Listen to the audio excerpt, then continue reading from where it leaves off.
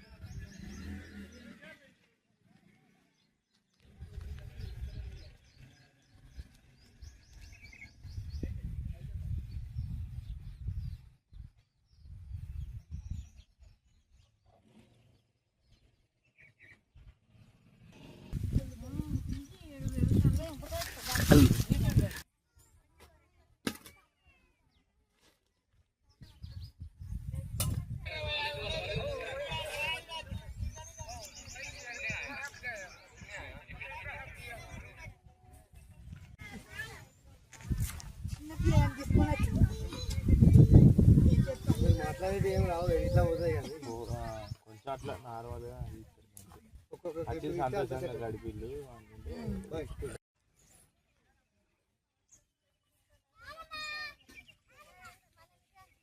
చచ్చిపోయిండు.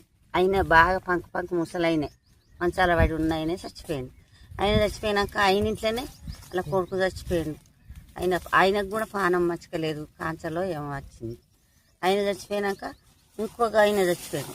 ఇంకొక ఆయన చచ్చిపోయాడు. ఈయన దినాల నాడు ఇంకొక ఆయన చచ్చిపోయాడు. మళ్ళీ ఈయన రేపు దినాలు అనగా ఒక ఆయన చచ్చిపోయాడు. ఒక ఆమె 3 బిడ్డల తల్లి మందాగి చచ్చిపోయింది. మళ్ళీ వాళ్ళింటనే వాళ్ళ ఇంకా చిన్న మామ బిడ్డ పడుచుదే, పిల్లలు లేరు జల్లలు లేరు, ఆమె చచ్చిపోయింది.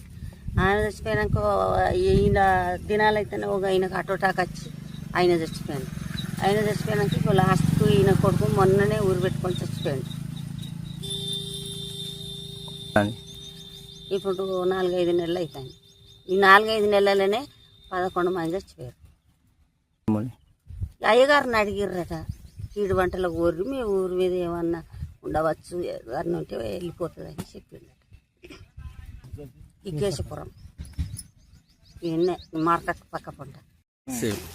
ఓకే, ఈరోజు కేశవపురం 15th వార్డు కేశవపురం సంబంధించినటువంటి గ్రామ ప్రజలందరము కూడా పెద్ద మనుషులం అందరం వెళ్ళి పంతుల దగ్గరికి వెళ్తే మీ ఊరు కీడు సోకుందనే ఉద్దేశం కొద్ది మీరు బయట వంటలకు వెళ్ళానని చెప్పడం జరిగింది. ఈరోజు ఉదయం 6 గంటల నుండి సాయంత్రం 6 గంటల వరకు ఊరందరూ కలిసి కీడు వంటలకు పలానా ప్రాంతానికి వెళ్ళి మీరు వండుకోవాలి చేయాలనే ఉద్దేశం కొద్ది ఇక్కడ రావడం జరిగింది. ఇళ్ళలకు తాళాలు వేసుకుని ఏ ఒక్కరు కూడా మా మతం లేకుండా ఏది లేకుండా అందరు రావడం జరిగింది ఇక్కడికి. సో అందుకని ఇక్కడికి వచ్చి వంటలు వార్పులు చేసుకొని ఉన్నాము. తర్వాత సాయంత్రం 6 గంటలకు వెళ్ళి మళ్ళీ రిటర్న్ అవుతాము. రిటర్న్ అయిన తర్వాత అక్కడ అయ్యగారు చెప్పిన